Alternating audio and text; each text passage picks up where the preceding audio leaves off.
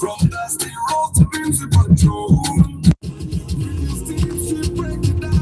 Yeah, we never know in the town. For the love of God.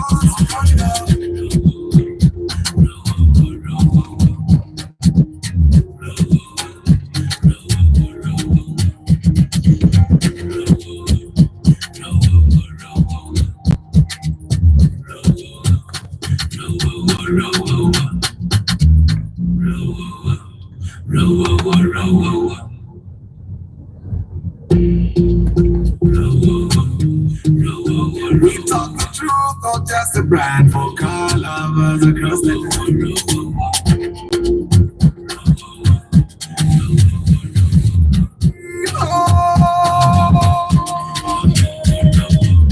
For the love of cars, Uganda we roll. From dusty road to beams of patrol. When you see she break it down, helping every drummer in the town. For the love of God. Welcome to the road, and where are the misty souls?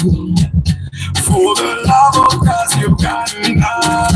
On the streets, the story's right. All the new, they shine with pride. Toyota needs a bit so much that we're breaking down no propaganda. Every papa's gotta tell. Feeling try to see the scale. We talk the truth, but that's the brand for car lovers across the land. For the love of cars, Uganda we roll.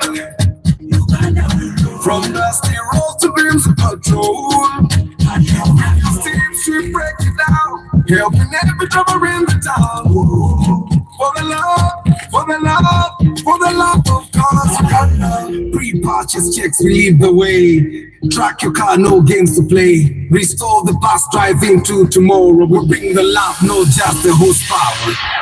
Is it a new or a DX5? We'll show you what's real, not just the hype. Starting views and engine moves. We teach you more than just photos. And tools from the basics up. Tracking B and car get stuff. It's a new or it's something. For the love of cars, you ain't seen nothing yet. It's in learning, Bobby Pro. This is more than just machines. It's the love, the life, the dream.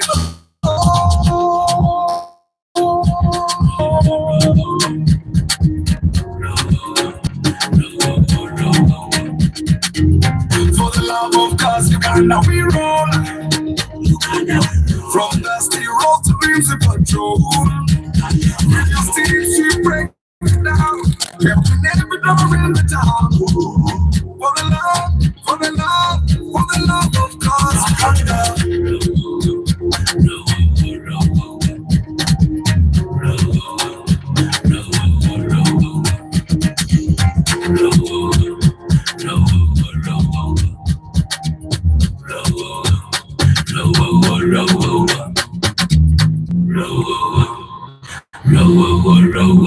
Good morning, my people. How are you doing today? It's Friday. Chitegiza lido question Friday. You're not being no kudamu Monday to Thursday. You know kubidamu wa ampaka. I hope you guys slept well. Today is running day. If you did not run, you run tomorrow. How are you? Miombia Makweba Lekela Lorenzo Mule Stephen Omuria, Starch Events Ivan Namanda, Nabasa Stewart, Joseph Bali Kudembe, Travel Life Vlog, Council Patrick Asiko, Paul Sema VIP, Steve, Amina Ivan Namanda. I'm glad you like it. Double tap the screen, guys. You're 18. We have only half the likes. Double tap the screen to give us likes. Guys, my question to them Mujidemu, Nabasa Stewart has already answered. When it comes to building, buli musajja n'obuvunanyizibwa yeetaage modo ennyumba erabikako. So as long as you become a man, it's your responsibility to build a home. Ricky Chikawa, good morning. That's what I mean. Anyway, guys, Paso ngaka kuruzinga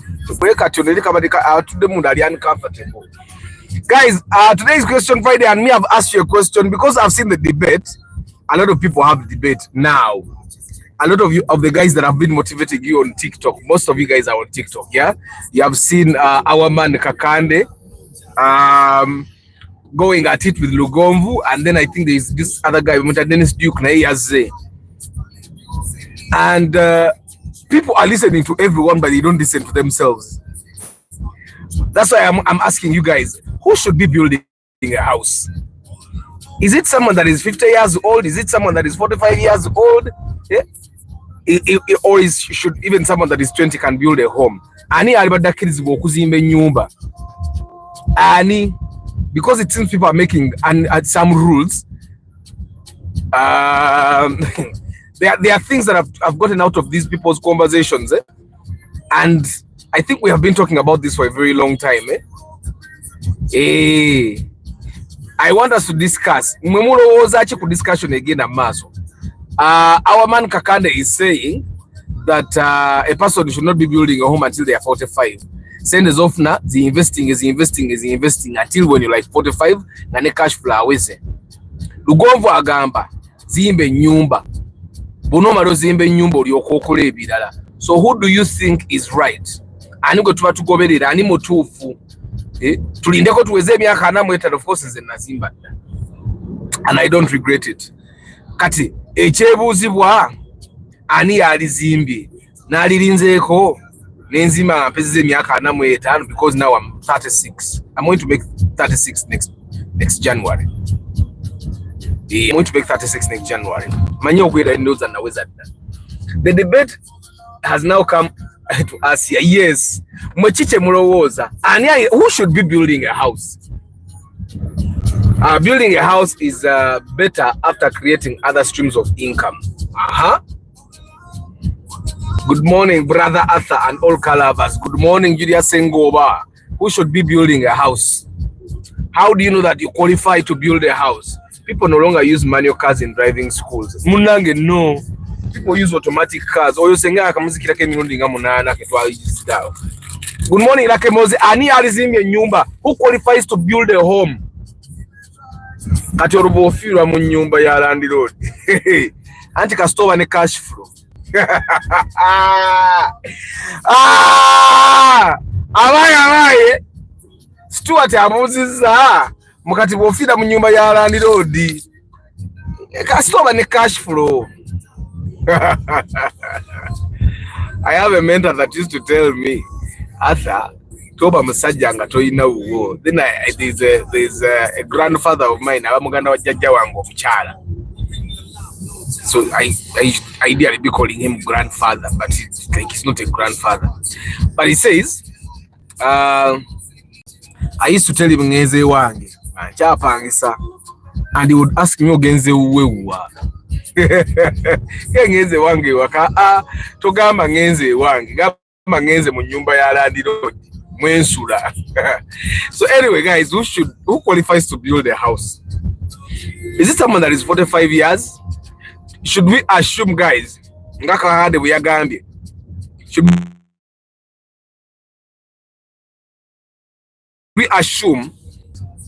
should we just assume that? Also, should we assume that we all have the money to invest in bonds or unit trusts? Should we assume that every money that builds also can be invested? Should we assume that every money that can be invested can build a house? Just build a house and other things do them later. I think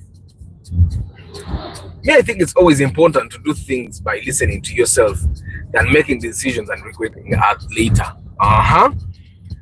Brian Emma VIP, good morning. Richard Muwonge, good morning. Babide Barbara, good morning. After having a stable income, then you can start building. Not necessarily a big home. Start small and understand the basics of construction, then later build your home. Council Patrick Asiku. Who has the qualifications to build a house? Qualifying with Zimba. A person who has means should build a home, irrespective of age.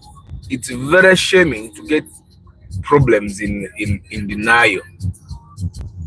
In a rental, that's what you meant, in a rental.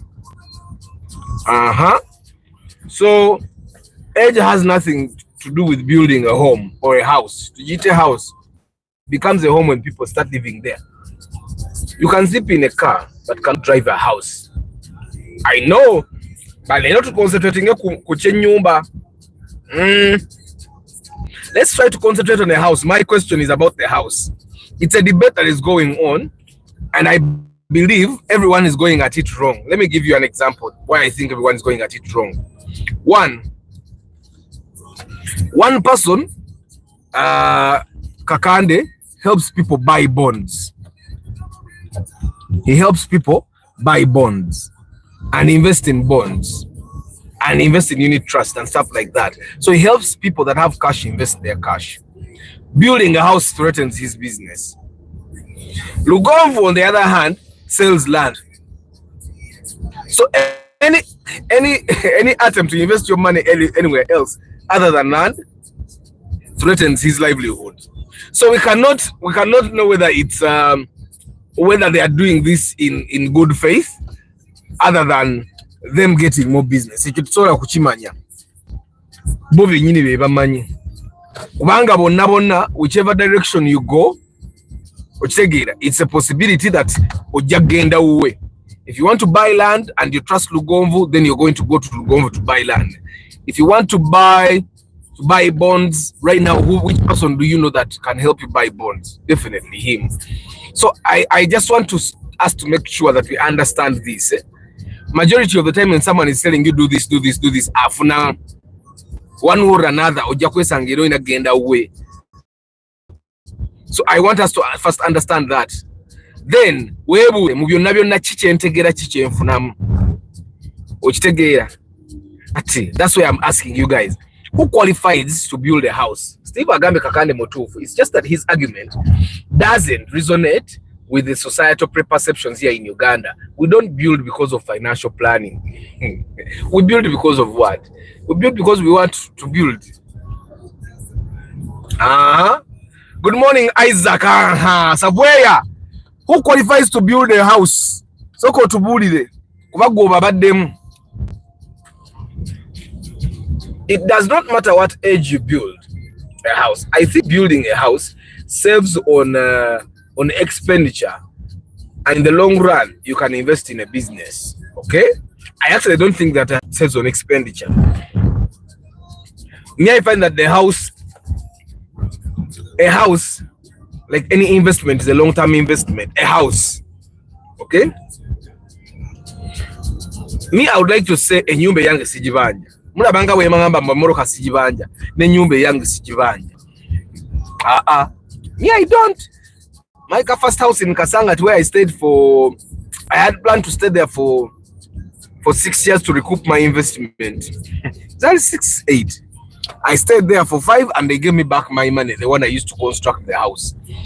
And then I left. So generally Kasanga tinavanga nyumba sijibanja ya day 10. Ngaze na samunzi gym.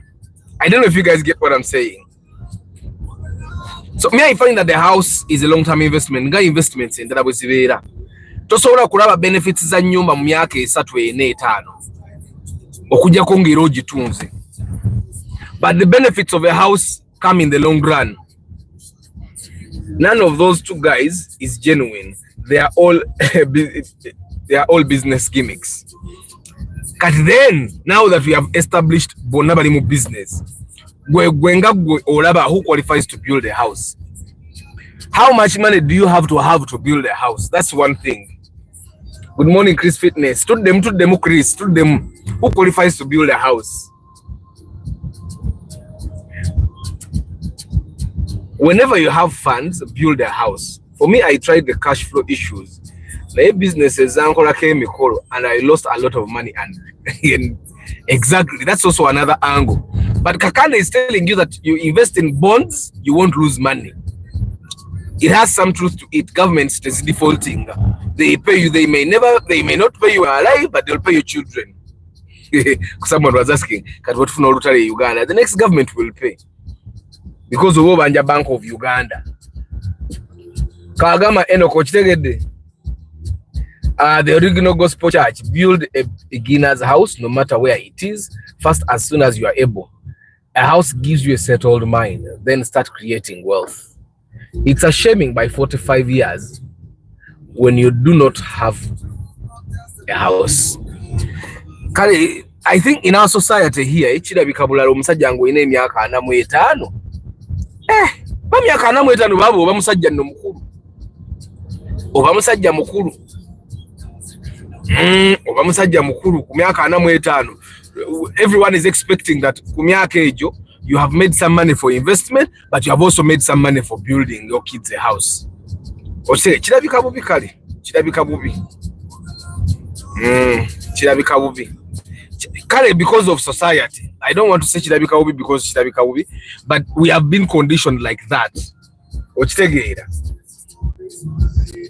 Mr. Arthur, now this topic is really sensitive, but it depends on how ready you are for. For me, I will first build some rental units because it's a financial goal. By the time I will build my own, I have cash flow. You mean people feel comfortable in rented mizigos, apartments, and all sorts of rented houses? One day we had another long argument on where to build first, city or village, whoever is ready builds. Okay. Richard Aki, JK, good morning. JK, who qualifies to build a house? Ani qualifying okuzimba amaka? Ani omuntu atanaweza myaka 45 tazimba? Obo omuntu atalina cash flow ya milioni. Someone was saying Dennis Duke yabadde agamba bw'anaatuukira ajja kuzimba senga anaatuuka akaseera ng'afuna emitwalo 2 buli lunaku ne bw'aba tazuukuse. Ng'afuna emitwalo 2 buli lunaku as a must nga ne bw'aba tazuukuse 2 gayingira. Yagambye awajja okuzimbira. What do you guys think? What do you guys think? And I want us to understand that ne bw'oba ng'oli genius, business esobola okusala. Ne bw'oba oli genius, it might be wrong timing, it might be just the business environment, it might be that's why even the successful business people we know have at least faced bankruptcy almost. Arthur, what of the money you spent on the land for your case? Stephen Omuria, nze bwe nali nve Kasangati. Bwe nali nga ntunda akayumba kange ak'Ekasangati, nze nabala sente ze nassaamu ze nafunamu. Nga emyaka gye mbaddemu sigibaze nagibala. So I did not make a loss there. There's a saying, akezimbira tekaba kato. So if you have the appetite and the capability, start small, build whatever you can, you'll be respected as a man if you have a roof under your head. A roof under your head, over your head. People are confusing wealth with cash flow. I don't have a house and I have no problem with it at all. How we choose to live is a personal decision. Henry Modern Juice, good morning. Today's topic is very interesting. Mark Agamba, we build to have a sense of security. A home gives you. Our economy is unpredictable. Steve, now where to build? In the village or in the city? You build where you can afford. If you cannot afford to build in the city, build in the village. That's where I could afford. Isaac, anybody that has started sleeping with women and expects kids anytime should have plans of building something. The house holds a lot of value. It has security of tenure as well. If you get money, build, because most businesses have killed people's money. Or your Henry Modern Juice. Start Agamba at 28, I feel ashamed because I haven't built yet. And it's why, as much as I love events and all, I want to build those units slowly, as long as they make cash flow for me. Then I will never have a family at 35, no problem. First, ask yourself, when you build at 45, how long will you live in it? Even scientifically, how many people make the age of 45? When in Uganda, most people don't make 45 because of border accidents, mostly because of border accidents. And of course, some non-communicable diseases, yeah? But at the end of the day, there is no thing as one size fits all. I think each school of thought has intended target audience. Arthur, you can use your house as collateral, but your bank won't give you money against your bond papers. Good morning, Nicholas Sebulime. Who qualifies to build a house? Amaka. Arthur and border. Julius, You guys actually think I have a problem with border borders. Me, I'm just scared of border borders. I'm just scared. So whenever I talk of about border borders, I think I'm just expressing my fear of those things. I'm just expressing my fear of those things. But I have no problem with border borders, by the way. I have no problem. I use border borders in business. Sometimes you go to the field and it's only like 2 people that are driving a car. The rest of the people are using border borders. But I keep calling them Muri Burunji, Muri Burunji. So guys, who qualifies to build a house?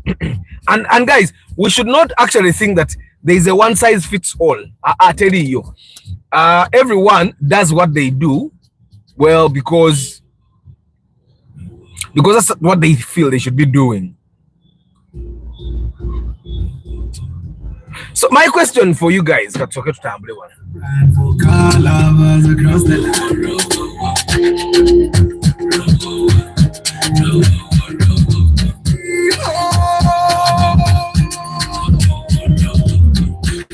the love of cause Uganda we roll. From dusty road to beams of patrol. With the steam she break it down, helping every driver in the town. For the love of cause. Welcome to the road where optimists they soul. For the love of cause Uganda. On the streets the story is right. All the new decided right. To your families and men so much that we make it down on propaganda. Every papa's gotta tell. Feeling try to see the scale. He talks the truth, but that's the brand for car lovers across the land. For the love of cause Uganda we roll. From dusty roads to beams of patrol.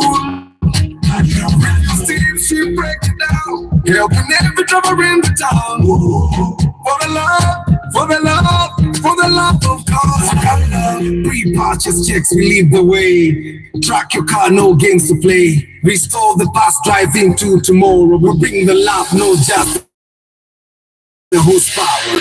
Is it an Uber or a TX5? We'll show you what's real, not just the hype. Spanish bills and Legion moves. We teach you more than just photos. Taking tools from the basics up. Trucking gear and car stuff. If a new or a season vet. For the love of cause you ain't seen nothing yet. Big bloody, Bobby Pro. This is more than just machines. It's the love, the life, the dream.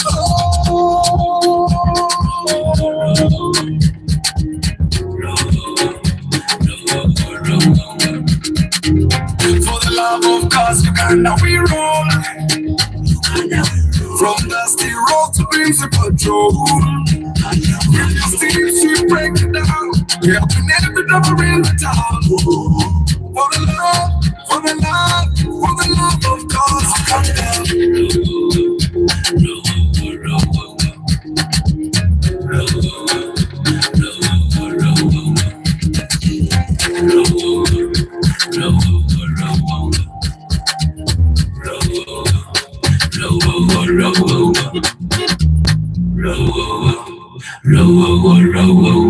Guys, my question of the day, mlese na bibuze change chiba kutomba biro. Mwe guys, who qualifies to build a house? Yena basibula wentu kidabo yenga basibula kwa lero kudduka atolo na kulwa lero lumberera tafu nyo. Anyway guys, for starters, yena soma comment zamwe then nze mbabulire what personally I've understood out of these guys' arguments. Bonna. Waliwo abazadde abasula mu bazadde baabwe. How did the URA meeting go? So guys, nabadde sinabanyumiza kya URA. So I got an email from URA that I declared expenses on assets that I hadn't declared in my balance sheet. So this is what happens. I make film, I make TV shows, and I make sitcoms majorly. Sitcoms are normally based in one location. So you go and rent a place, hire a place, and then build it. And then construct or prepare the set. Let's call it preparing the set. And normally that's a lot, that takes a lot of money out of our pockets. So it was, I think, an enormous amount of money. And when we were preparing, when we were doing returns, we put it at building repairs. That's the thing that we did wrong. Building repairs. When I explained to the lady, Nangamba, no problem. You need to do this. Let it be clear what you use the money for. It's when you explain to someone, it's very easy for them to understand. So my meeting went very well. So we are in the process of doing the amendment. And then I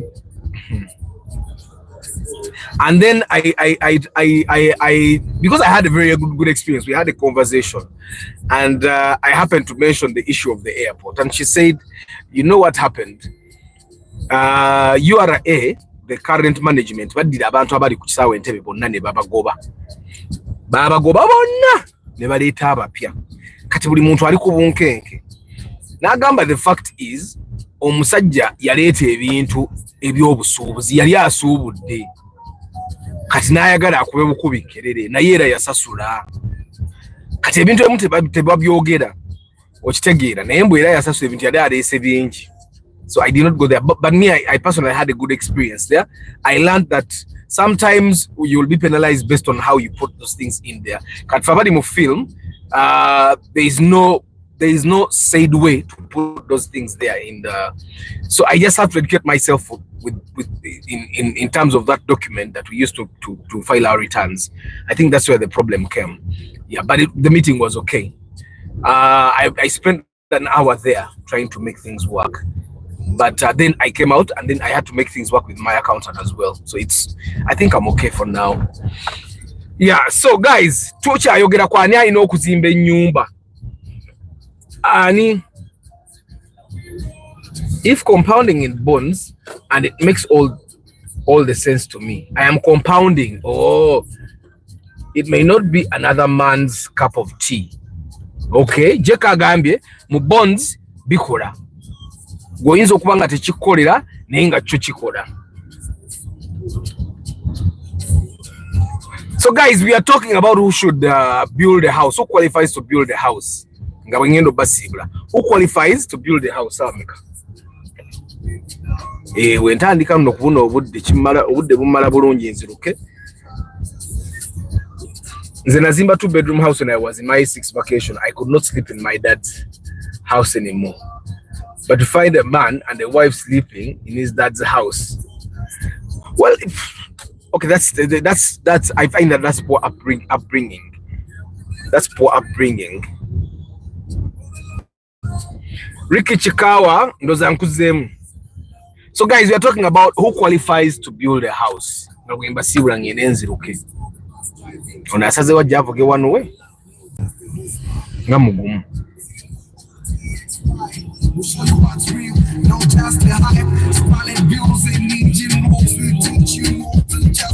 Taking tools on the basic stuff and God get stuff. For the love of God, you ain't seen nothing yet.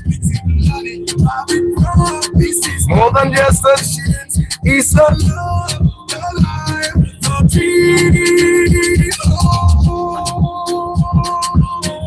I'm going to read the comments then the page and those are young. For the love of God, Uganda we roll. Uganda we roll. From dusty road to beams of patrol. If you still break it down. Yeah, never number in the town. For the love of God, Uganda.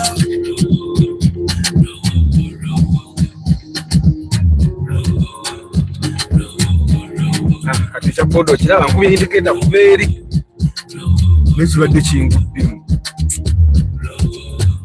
era tuba kubanga tukozesa side mirrors ifa abavuga ate singa accident ezo zibaawo mpititivu.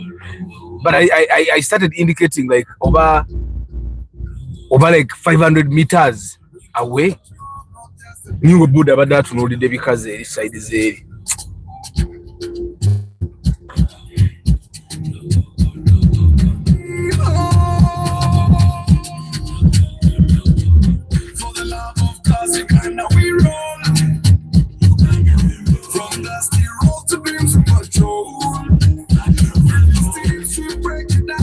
Yeah.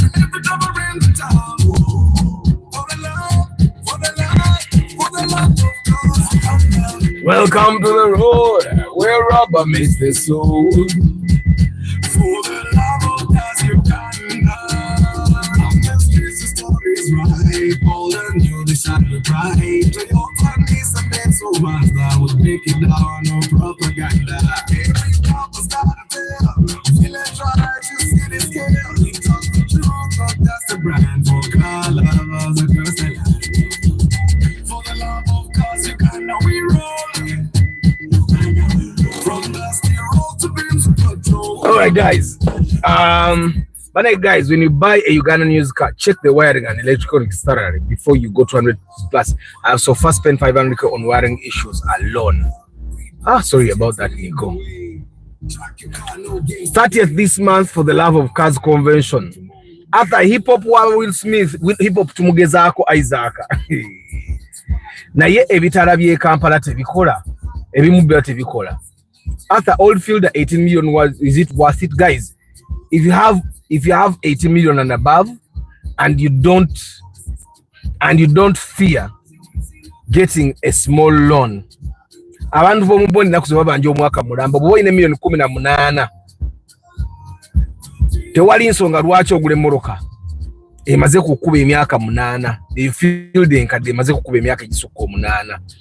Anyone with a child qualifies to build a house.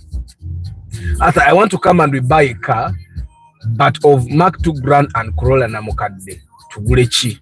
It depends. I would definitely tell you the Mark 2 Grand because it will be in better condition. You'll find a guy earning a salary of 1 million and has built a house. Therefore, no clear qualification on who should be building. Ata nze ngamba buli omu akole kyayagala tewali amanyirwa agenda kufa or deal egenda kuleta sente nyingi lwejja endala fe abali mu informal sector you get 1 million and deposit 100k with hardwares. Isaac otandise okujja jemba denzija Lawrence byabaka mahai Ben Kako nze I have no problem with anyone building a house as long as teyemazeko all the money. Building a 70 million on a salary, zimba 2 rooms and keep the rest for investment or business. I have a question. What's the purpose of marriage for men?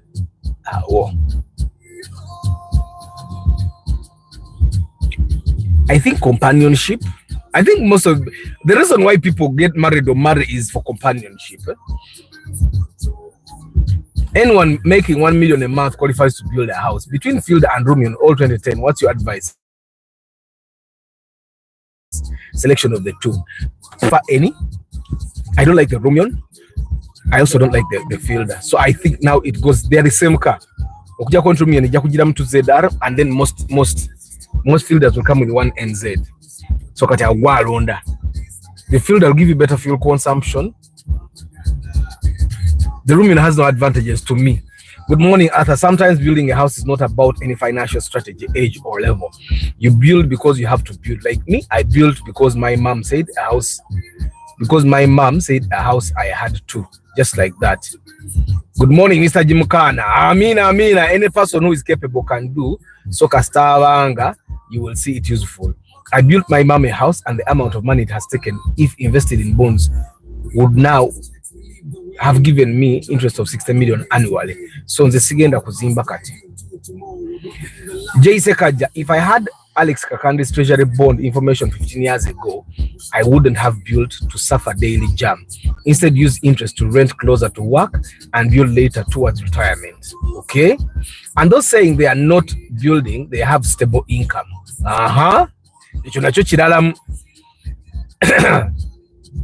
I'm supporting you. Anyway, guys, let's put this in perspective.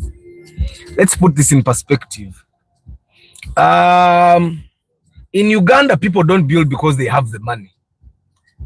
I think this is one thing you need to understand. Alex Kakande bwaba yogera tayogera no muntu ajja nakola 5 leero encha nakola 2 oddako nakola 3 oddako n'atakola. Alex Kakanda, when Alex Kakanda is talking, he's talking to people that can collect money nga weziri nti osobola okukwata million 5 ezaawamu n'ozisawali ne zitakusala n'oziterekayo ne zizaala. Alex Kakanda is talking to someone that has a lump sum of money. Ontegeera. He's talking to someone who can get 70 million and build a house in it. Gwagamba Alex Kakande, when Alex Kakande is not talking about, he's not talking about Arthur yakwate mitwa $1 million na agula kaploti akasooka. Bwe yafuna $1 million emu ne basitula omusingi. Alex Kakande is not talking to that person. That's the one thing I want us to understand when we are listening to him. Tayogera na muntu akunganya sente. Alex Kakande ayogera no muntu ngo ina stable income right now. And he's saying you have stable income now, later you may not have that stable income. So now that you have stable income, collect that money and invest some of it. Don't put it in a house. Okitegeera. Kati Alex Kakande ayogera n'abantu me ekimu ku bintu ebyandetera okuzimba. Nabagamba eri musajja yali ankolera wiring ali muvuka ebiseera ebyo we are the same age. Ebiseera ebyo wiring of the car was really cheap nga tumwe 12,000 13,000 n'atereezaamu. And n'antwala ku nnyumba ze. Ningamba, oh, so this is possible. Okitegeera, eh? And one thing that I've understood about people that built before us and us, yemu ku nsonga lwaki abantu abamu bakyali mu nnyumba ezitanaggwa. It is because ennyumba agizimba mpola, bw'afuna yeetaano n'agiteekayo, bw'afuna yeebiri n'agiteekayo, bw'afuna yeesatu n'agiteekayo. Okitegeera nti there are people, one thing that I've understood about life, there are people that have been there nga tebafunanga ku stable income. Kyo mukikakasa mukitegeera nti gye kiri nga ayinamu emyezi egikola n'emyezi egitakola. Kati emyezi giri egikola gimuyamba omubeezaawo emyezi gino egitakola. Ontegeera. I find that both Lugonvu's side and Alex's side work for some people. Exactly, Steve Barros. Waliwo abayiribi nga yandyagadde oteeka ssente mu bondi omu naye ng'akimanyi leero kenkoza abiri gana abiri abo abaana bali mu bibiina.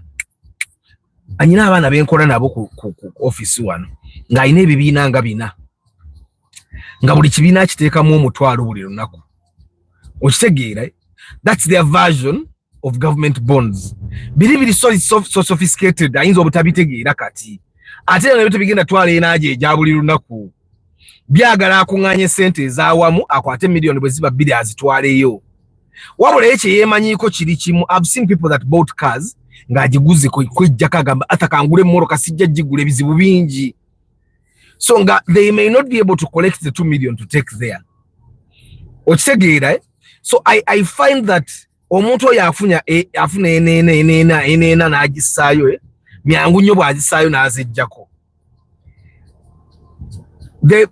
The bonds, I have friends of mine that I've told to invest in unit trusts, people that I've told that they could do things like the prudential is it prudential kids things, yeah. Nengo oli akugamba ata sente zonzifuna naye n'obuvunaanyizibwa nabwo weebuli. Okitegeera, abantu bedda, one of the things they did nti tebazimbanga lumu. Nze nyumba yange sente ezirimu nange mba zikwata lumu. Nange naliguze bondi. One thing that you guys need to understand is that waliwo abantu ng'ennyumba gwe gy'omutunulirako n'ombalira sente zino zonna wazissa mu nnyumba nga naye tamanyi gye zaava naye nga yakwatanga yeetaano n'agula akasawo ka sementi n'akasawo ali oba n'ateeka ku hardware. Bw'afuna yeetaano n'ayongerayo ku hardware. Bw'afuna 12 n'atumya akamoroka k'omusenyu ne baguyiwawo. Bw'afuna zaawo omuzimbi gy'azimbiramu ennaku 3 9,000 n'eza poote omutwalo gye 12,000 n'amuyita omuzimbi mujje muzimbeyo ennaku zange 3 ne bajja ne bazimba n'awummulamu weeks endala nga ziizo n'addamu n'afuna.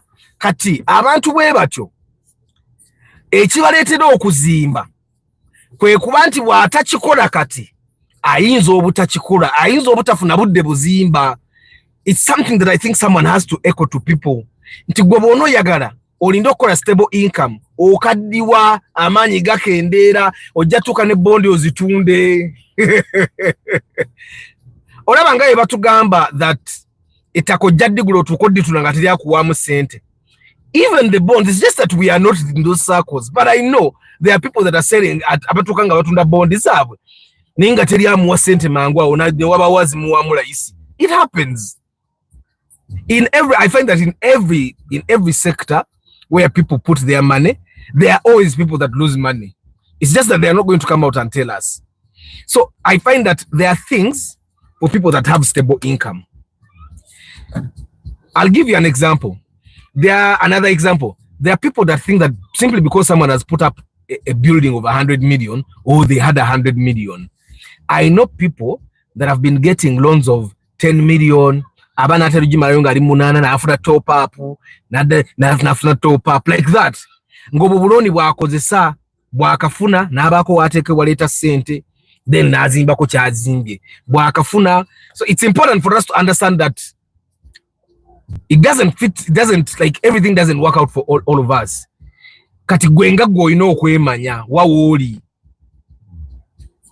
waliwo abantu nga mu family zaabwe zonna teri alina nyumba yali ewedde. Nimbye, there are people here nga your entire family, all the people have houses nga no house is complete. The house, if the houses have tiles, the tiles are only in the sitting room. Nga the plaster outside is not done. There are no fences. There are no septic tanks. The toilets are outside. There are people like that. Nga bw'otundemu Jova where you're coming from. Otegeera. Oyina okukwata buli kasente kosobola okuteekawo ekintu eky'obuvunaanyizibwa. Otegeera. So it's important for us to understand where we come from, because we do not understand where you're coming from, you will not see where you're going. Otegeera. Kati wetuli tuba tulaba wano. For the people that can probably, if you earn like, let's say 10 million a month, it's very easy for you to say, I'm going to get 6 million and invest it here every month. But there are people that don't make that amount of money. Otegeera. Nga sente ze bwazifuna agamba, kati kenfunye zino kantayiringeko kiri ekisenge, ntayiringako kiri ekisenge, zino sente nzizewe zavudde mu capital, zizimbe capital. Abantu we bali ababala sente zaabwe batu nga bwazizawo ne zibala capital n'agamba okay bweddamu naako nakakati ekisenge nakibazo kitayiringa kaba kisiige rangi ntayiringeko ne kiri zino nzizeewo zongereza. There are people like that.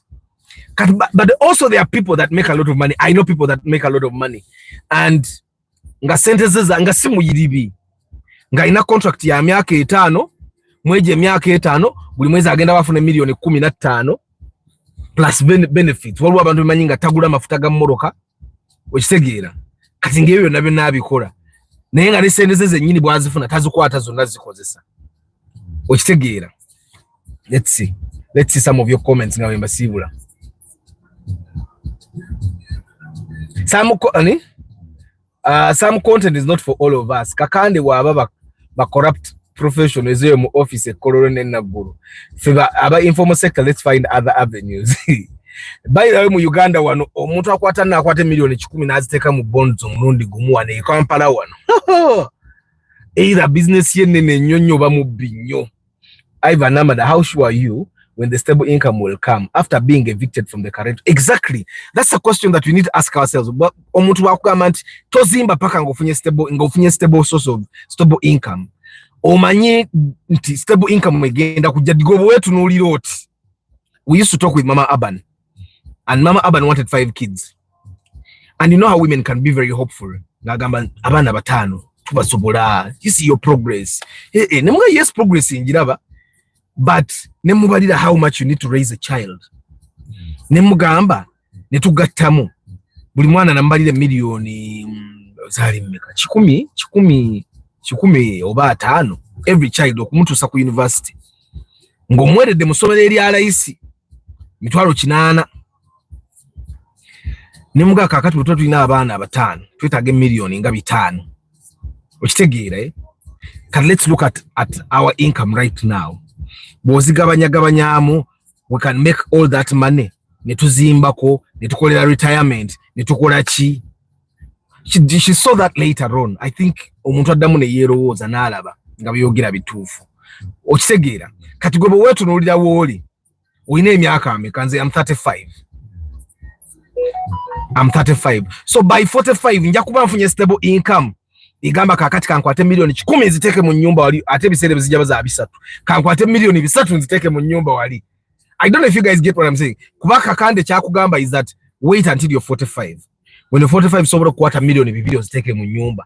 Fe abamu tuzimbye nga nze nkubuda ze sente ziri mu nyumba yange mbakubanga nazikwatako walinga za awamu. Nange naliguze bondi. Boss, tell Sekaja to come with at least 30k when he's taking the engine. Abana abalongose. Maroku wochayo, and for soap and petrol we have used for washing this.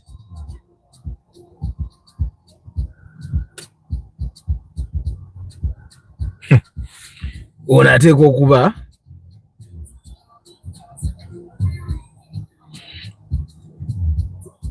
Lugonvo appeals to low-income earners, and while Alex's rationale works for salaried guys who earn 5 million and above. Jonathan Semwanga, stable income is built. Start small, different businesses that can earn you some money consistently.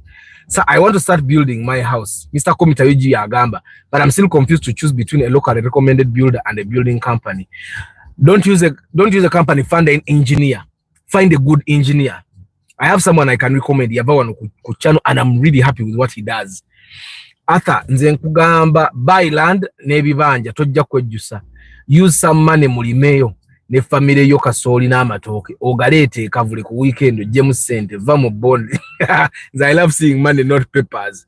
Good morning, Mr. Komita UG. Find a good engineer. Okube plan enungi, akolera budget abatecho. Ebyo babala sente zo n'okozesa. I found a guy that is really accurate. Toko is a company. Of course, the engineer musasula not a lot of money, but me I find that it's better engineer abana abazimbi bakola nabo ne bakola bulungi. Lirika Isaac, I concur with you because nze I can do construction while doing such a business. Then I put it in bonds all and wait till 1 year to get interest of 10%. Wabala and Tono. And anyone paying rent of 500 plus should consider building a house. Nicholas, I pay rent of 600k, and let me tell you, Ugandan income is unstable, especially when you're self-employed. 500k is just 6 million a year. If one gets interest, say 20 million a year, I would continue renting and reinvesting the rest.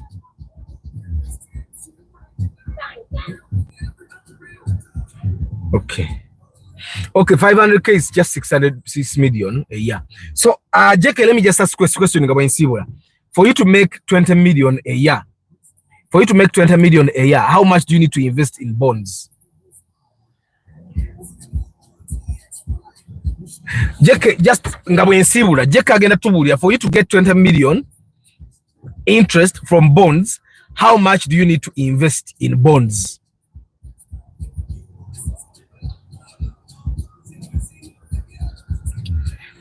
How much do you need to invest in bonds? Yeah.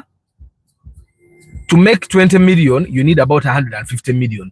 Kati guys, Jay Sekaja is saying to make 20 million out of bonds, you need to invest at least 150 million. Yeah. How many of you guys have 150 million to invest in bonds? And Steve Barros, in terms of transportation, I find that you devise Mbozia bond should be restricted to people who with 30 million on their second account, not the first. But you don't have to get 150 million at once. Point is, you start with 100k. Yes, no problem. And Jay, we are doing that in other places. Unit trusts, 150 million at the current coupon rates. You need to invest about 200 million, let's say at 10%, interest minimum, maximum 14%. Muchitegede bantu bange ebya bond. Mubitegede. Kati ba mitwalo 10 mugira muteka mu unit trust. Kuba yo unit trust buli mwezi osobola okwongera yakasente kompola mpola. Tekaliko bya kubala nnyo. Okitegeera buli mwezi bakuwa akasente ko bagamba ofunye nusu $10 omwezi guno. Okitegeera mugira muteka mu unit trust yoso wateke 5. you invest in small amounts. I invest 50 to 60 million per year in bonds. Kiraba jeke kati million nkaaga nga tuzze mazima bantu bameka wano ng'osobola okureserving omalako omwaka nga expenses zo zijjeeko n'obawo ne million 5 wali nga byonna obijjeeko ebirala. That's something that's ekyo kyetaaga reality check gw'okwekebera n'ogamba nyine million 5 ng'omwaka guwedde 5 nga maze expenses zonna nga ziwedde. Multiplying factor yettaka yagenda wala 50 to 100% in no time. Anti Isaac ekintu kyettaka ekyo I also think because you are a surveyor gwe business gy'olimu eyo naawe ekwanguyira buli muntu alina business gy'abeeramu n'emwanguyira. It's less than 10% if Ugandans who can save more than 50 million a year. Exactly. Ndoza mutegedde emboozi ya bond gyeraga kitegeeza bwe investing million 5 oba ojja funamu million nga 5 buli mwaka.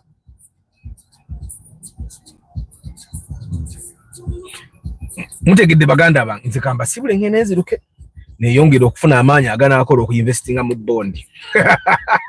Muyombya Mark Lawrence Omule Stephen Omuria Starch Bets Ivan Namanda Nabasa Stewart Joseph Bali Kudebe Travel Live Local Patrick Asiku Paul Sema VIP Steve Joseph Bali Kudembe Chikawa Ricky Steve Kumaze Bennett Musafiri Moses Julia Sengoba Lucky Moze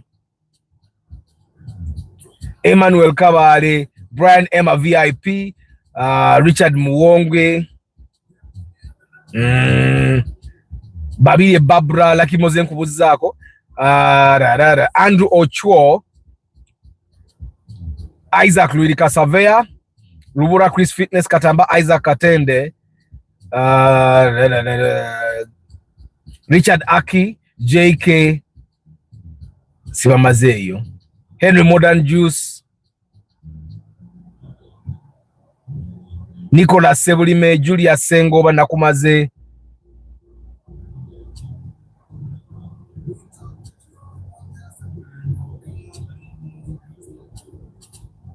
Lawrence Biamukama John Jones Ntale Samuel Steve Barros Luirika Isaac Nakumaze Simabaze Mr. Komita UGVIP guys 30th August to Bat Valley Theatre Love Focus Convention Nathan Igumba Jonathan Chiobyo Alex Sentongo Hamuza. But can 100 million build a 3-bedroom house and also get you an average car? No. A 3-bedroom house egwera million nga 12 ge mazima ngoji zimbi ebitufu nze kimanyi. Like many guys here can do that same but may not have the knowledge.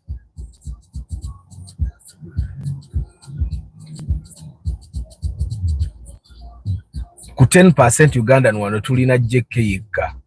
Tulina JK ne Sekajja. Nemwe nyina abantu bebanyi wano nga bali mu 10% eyo. Bameka wana abaweza 50 million and they still live well. That makes Arthur's point clear. Those guys, Alex and Lugomba, address different audiences, definitely. And of course, it gets them the views, but Obugaga is not for all of us. Some people will never get rich. We are all rich, guys. We are all rich in our own ways. They say on the Mugaga. Hey, zeni Mugaga to Munza Nyisanzi. Hey, but fena to the Bagaga Mungeri afe. Waru abantu amungo Obugaga babu ina musanyu. Abantu amu Obugaga babu ina family. Abantu babu ina waru wo muntu nga ina sente inga yegomba ata bali na love. Otsegera buli muntu Mugaga Mungeri. Yes, mwesigwa. Sibabusi zanze magambye change a 3-bedroom house can cost even 300 million. It all depends on the house. Anti katona yagaro ku million 10 aguleko ne mmoroka. Kiba kirungi nategeera. Naye ate omuntu agendo zimba 3-bedroom house teweta agajizimba at once. Fenno je tuvudde. Chobola nze wendabo omuntu ngagamba omuntu azimbe nga ine emyaka 45. Waliwo abantu atuka myaka 45 nti bazimba rooms 2. Kati ngate rooms 2 yazizimbe ku myaka 25 najja nga ategeera ebintu ebitambula. Gwe Arthur wakikwata okyali muto. Ekirwa kinakwata. Saakikwata nze mbabuulira. Saakikwata.